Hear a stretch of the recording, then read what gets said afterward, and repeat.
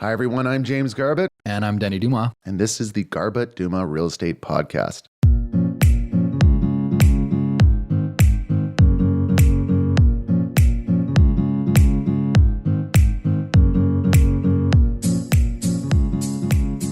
All right, Denny, we're back in the hot seat. We get to talk about stats. Are you excited?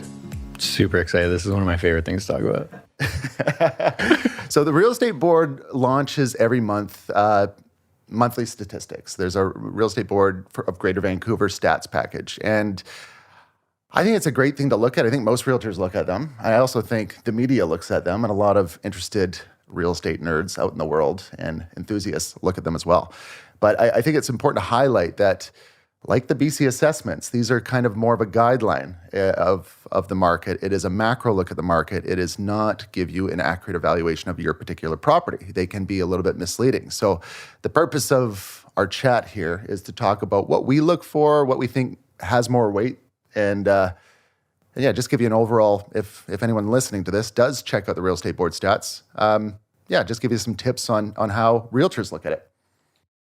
I think it's important to note the big flaw in these stats and why some of them we don't necessarily even pay attention to at all.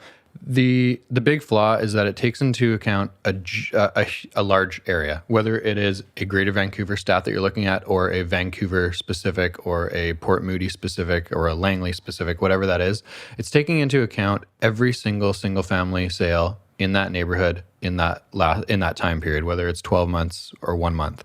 And when you're taking into account every single property type, there are so many different market conditions throughout different price ranges. So at the single family home level right now, the market is bananas. It is crazy. It is very, very difficult to purchase versus the luxury market. Let's say in the Fraser Valley, luxury is probably over 3.5 million-ish now. So those homes have less buyer pool. They typically take longer to sell. And the strategy of listing and selling them often is very different than that entry-level single-family home in Walnut Grove, for example, that's priced at 1.3 or 1.4.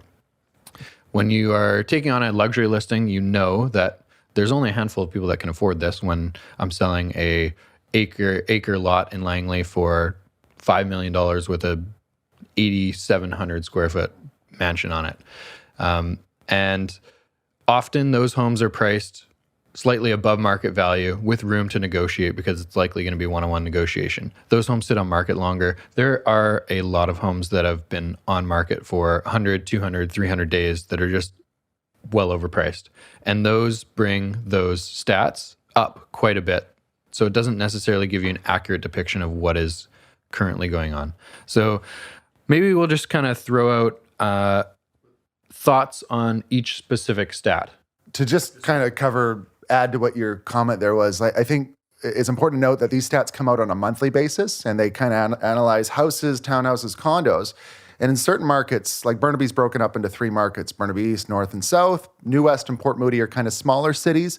When you're looking at a month of townhouse sales in, say, Port Moody or New West, it's a small sample. So from a statistical, point of view, when you have small samples, you're going to have a wide variance.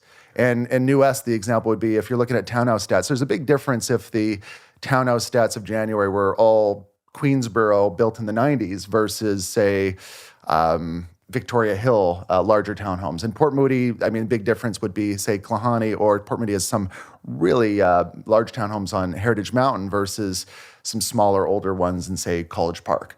So the stats are going off of the sales of the month, and the sample might be small. It might be old property sales, or it might be new. So there can be a wide variance, and that's just one thing to just be aware of. So maybe we'll just mention what stats they provide every month, and whether or not consumers should take these specific numbers as fact, as accurate. Should I base my decisions off of these numbers? The days on market one, I think, is one that is really easy to just kind of dismiss and ignore, for the reason that I just kind of said. There's so many different property types that are included into this one statistic that you're not getting a very accurate depiction of a market or a specific property type. For example, that single family home Greater Vancouver, the number for January 2022 was average of 44 days on market. And I don't know the exact percentage, but I'd say probably 90% of homes right now are selling in 1 week. So that 44 days is taking into consideration homes that have been on the market a long, long time and are just racking up days on market. I think the January 2022, when you look at the days on market for houses, townhouses, and apartments, and just to give you the numbers, houses are 44 days on market, townhouses 21 days on market, apartments 30 days on market.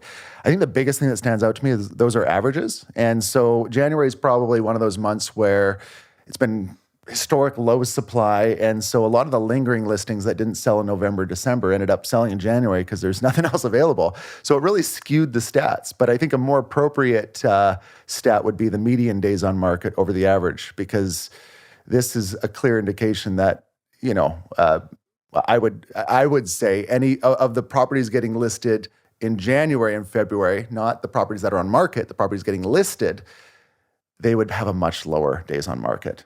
Yeah, if a house is on the market for 44 days, I mean, you're thinking, what's wrong with that house? If it's on for 2 weeks, people think, what's wrong with that 10 one? days. So yeah, days on market. I mean, when it might be right in future stat packages, but when I look at January, it is a completely misleading data point. One that I kind of go both ways on is benchmark price.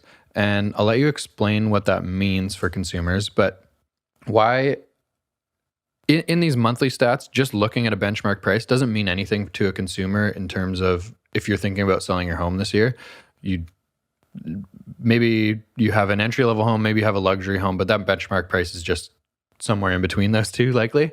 But if you're looking at them year over year, just to kind of educate yourself on consumer knowledge or on real estate knowledge, I think it's a decent stat to kind of compare, just to give you a rough estimate of overall market gain monthly or yearly. Yeah, I'll give you the definition. So basically, we get these stat packages that have percentages of increase over the last month, 3 months, 6 months, 1 year, 3 year, 10 year. Yeah. And it's based on the home price index, which is the estimated sale price of a benchmark property. And a benchmark property varies. It's basically the typical property in that market. So a benchmark property in, say, New Westminster might be very different than a benchmark property in West Vancouver. It's not the same house in New West. If that was relocated to West Van, it is whatever the prominent type of property is in that area. So it can be, I guess one example might be, if you look at Anmore, for example, in Port Moody, the benchmark property Anmore is a much larger, more luxurious home than the benchmark property in, say, Port Coquitlam. So why does that matter? Well, one, when you're looking at percentage increase in prices or decrease in prices, the main stat on these reports, when the benchmark property is a much higher value, it takes, usually the price goes up and down as a lower percentage. So, as a whole, you see the markets that have the biggest swing in percentages, like in terms of increase in prices, tend to be the markets that have lower average price points. Like Maple Ridge has been a hot spot, and it's seen some of the highest gains in prices on a benchmark property basis. But it has the advantage of starting very low in prices, if that makes sense. Yep. So continue, Denny. Another one to look at that I like looking at, I can get value from, is the sales to active listings ratio. Explain what that means. So sales to active listings ratio, in a given month, how many sales take place for the number of listings on market? As a whole, in the Greater Vancouver market, the sales to active listing ratio, I think for the January stat package, was around 40%, if I remember it right. And that is a strong seller's market. So a seller's market exists when it's a 20% or higher sales ratio over an extended period of time. And that seems like a low stat, because that means that 1 out of 5 listings are selling in a given month, but that just shows you how many overpriced listings there are on the market and how many dreamer sellers there are. But ultimately, it is pretty accurate over the time I've been a realtor. And I would say, yeah, when the sales ratio is over 20% for an extended period of time, you see an upward trend in prices. Right now, it's 40%. And arguably, if you eliminated the overpriced listings and you just brought forward if everything was priced accurately, and you isolated, say, townhouses and places where families want to live, it would be 100% sales ratio. So it's just keep in mind, as a realtor, we take that as a grain of salt. We see a 40% sales ratio and we realize, 40% is a high number. Super that is high. a strong seller's market. But if a consumer sees it and says, only 2 out of 5 properties are selling a month, that doesn't seem very strong. It's that part is a little bit misleading. So sales ratio is good because it shows you where the momentum is. But if you look at one stat package, you might get a skewed look. So keep in mind, we're looking at every month and we're seeing the same trend every month.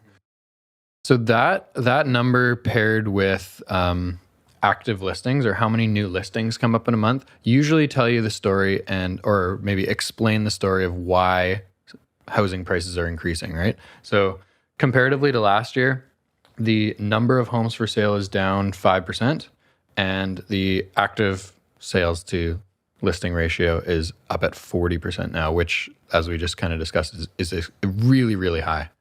I guess just talking from what I look for when I get these stat packages outside of the specific stats is I look at the headline of the stat package, because that there's a lot of media outlets that take these reports and use them as a news post, and so if the headline is negative, then I'm anticipating some negative media to come. And then I anticipate some buyer fear and uncertainty and maybe a gentle shift in the market. But when the headline continues to be low supply, price on the rise, you know that the media is going to keep having that as the story, and buyers are going to continue to feel the pressure to buy before the prices keep going up.